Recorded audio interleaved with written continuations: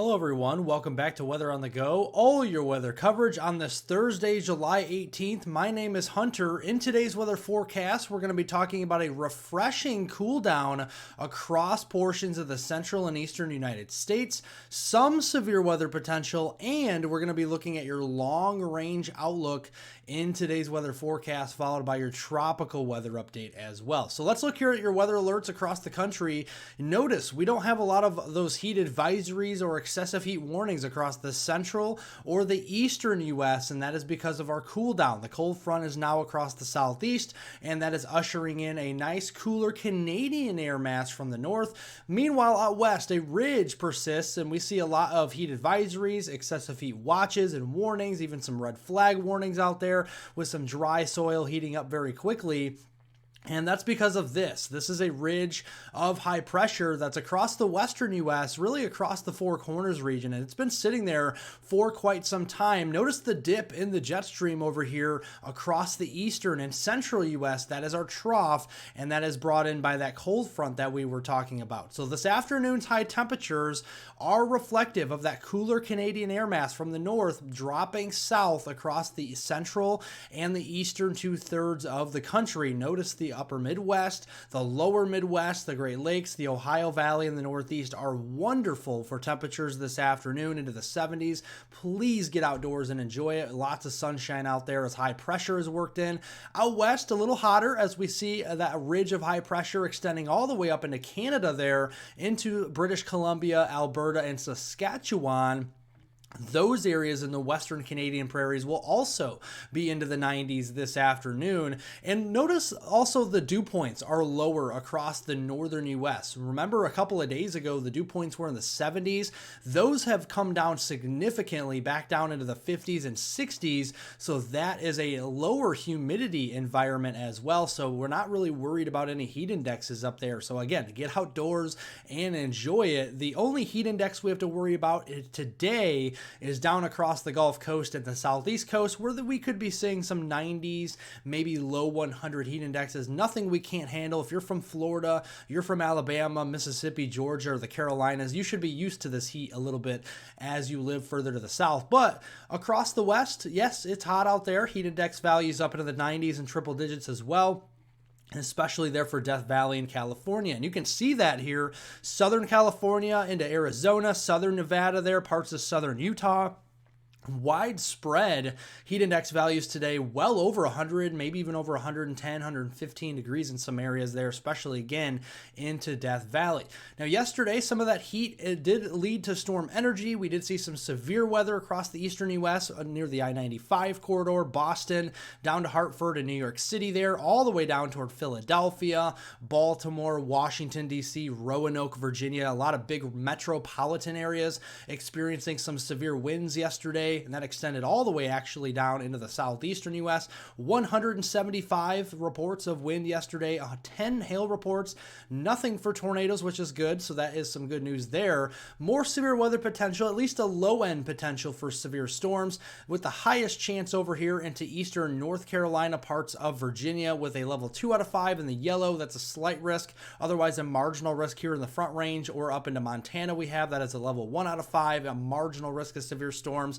So isolated coverage. So this afternoon, notice the coverage, not widespread. It's pretty isolated, pretty widely scattered. So if you get under one of those storms, sure, you could see a quick downpour. Also those 60-mile-per-hour wind gusts, maybe some quarter-size hail. The tornado threat is very low. That'll extend into the evening hours. And then as we lose daytime heating after the sun goes down toward midnight and then thereafter, you can see the storm coverage and intensity really begins to dwindle as we go into early Friday morning. Here are the rainfall amounts, though, going through your Friday morning commute. Heaviest across the Gulf Coast and the southeast coast here. And you can see the heaviest rains in eastern North Carolina and northeastern South Carolina there, that we could be seeing 1 to as much as 3 inches worth of rain just between now and Friday morning. Otherwise, hit and miss storms across the Dixie Alley down here into portions of the lower Mississippi Valley toward Louisiana. Could be picking up anywhere from nothing if you don't see any storms to maybe 3/4 of an inch or an inch with a quick torrential downpour out there. Going into Friday afternoon, here are your high temperatures. Really kind of copy and paste the temperatures that we see today to tomorrow. Basically going to be a carbon copy of that across the east and the west. So if you're in the east, it's cooler. If you're in the west, it's a lot hotter as we go into Friday afternoon. Some of that heat there in the plains could lead to some isolated severe storms. This is a level 1 out of 5 marginal risk across South Dakota, Nebraska, northwest Kansas, and into the Front Range across portions of eastern Colorado as we go into Friday, mainly for winds. The hail and tornado threat is very low. You can see some of that here centered across Nebraska, parts of western Iowa there, South Dakota, and Kansas. Could be seeing a couple inches of rain there. Otherwise, very dry across the Midwest, the Ohio Valley, the Northeast, really out west as well, and down into Texas, and then more of some active weather from Dixie Alley over here to the southeast coast, much like we see today. That'll extend over to tomorrow, maybe another inch there in some areas.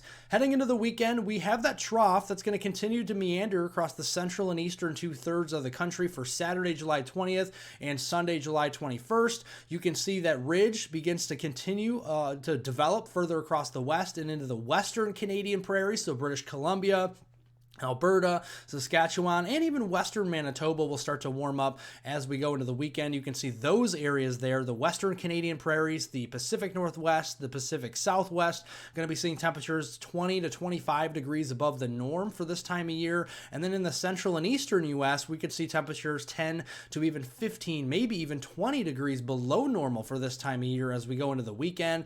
Starting Saturday morning, wonderful temperatures. Look at this, 60s, nice day to start off the day on the balcony, maybe with a cup of coffee and some donuts or something like that. Wonderful start to Saturday. Saturday afternoon comes along, wonderful temperatures in the east, kind of just a continuation of today and tomorrow. That continues into the weekend, and then we have heat out west. Sunday morning, same thing, cool start to the day, and we have, again, another copy and paste type of day here, cooler in the east and hotter in the west as we go into Sunday.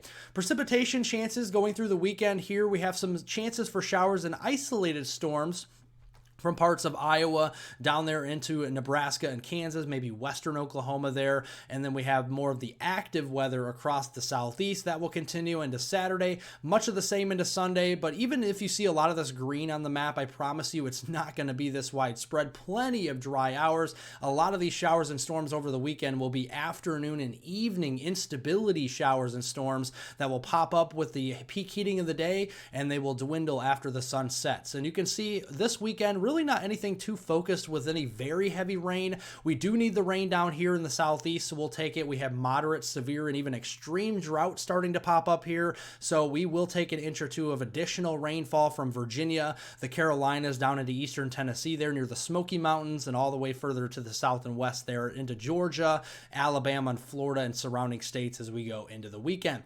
Next week, yeah, you guessed it, another continuation of the pattern we're in. We have a trough across the central and eastern U.S., ridge hanging out west, and you know what that means? Warmer out west, cooler in the central and eastern 2/3 of the country from Monday, July 22nd through Friday, July 26th. And you can see that here very clearly on the high temperature map for Monday afternoon. Cooler in the east. Yes, there will be some upper 80s, potentially tagging 90 degrees, but this will be a dry heat across the east. Nothing too humid out there.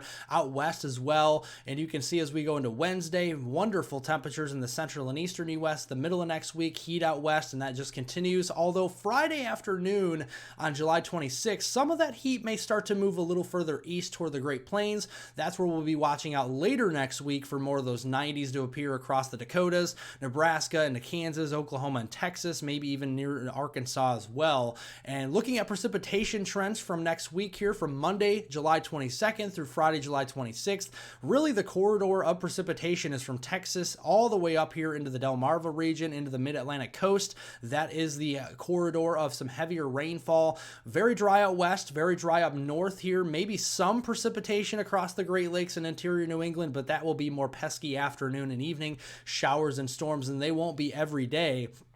But you can see here the main corridor, Texas, all the way to the Delmarva and the southeast there, everywhere in between, a couple inches of rain. So starting out west, very dry next week, hardly a drop of rain here, maybe some moisture into the higher elevations of the Rockies or down into the Four Corners there, but not too much there either. And then into the central U.S., the heaviest will be to the south across Texas, Arkansas, Louisiana, Mississippi, some precipitation in the upper Midwest like Minnesota, Iowa, Wisconsin, and Michigan, even the upper peninsula of Michigan, an inch or two of rain, but this will be spread out over that 5-day period. Not all of this will be happening at once. And then across the east, pretty active pattern that we're in here across the southeast, the east coast here in the northeast. A lot of these areas will be seeing widespread showers and storms off and on throughout the week. There will be dry hours as well here, but I think there will be a lot of wet hours as well. Now, looking at the National Hurricane Center's from Miami, Florida's tropical weather outlook, really over the next 7 days, we are very quiet across the tropical Atlantic, and it all has to do, at least with some of this has to do with the Saharan dust that continues to move off Africa over the main development region and most of the tropical Atlantic.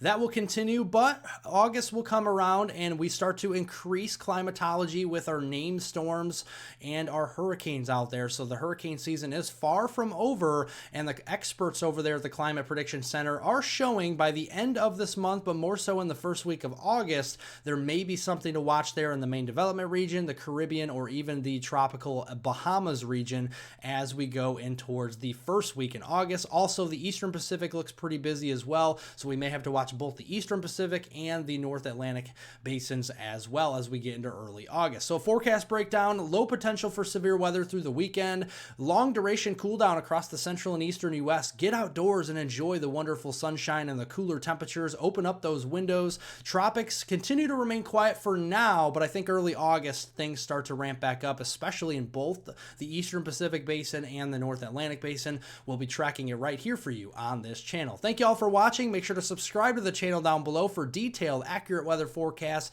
right at your fingertips. Make sure to give it a like down below by giving it a thumbs up. Leave any comments, questions, and concerns below. We'll get to those later on today, and I hope everyone has a wonderful rest of their Thursday out there.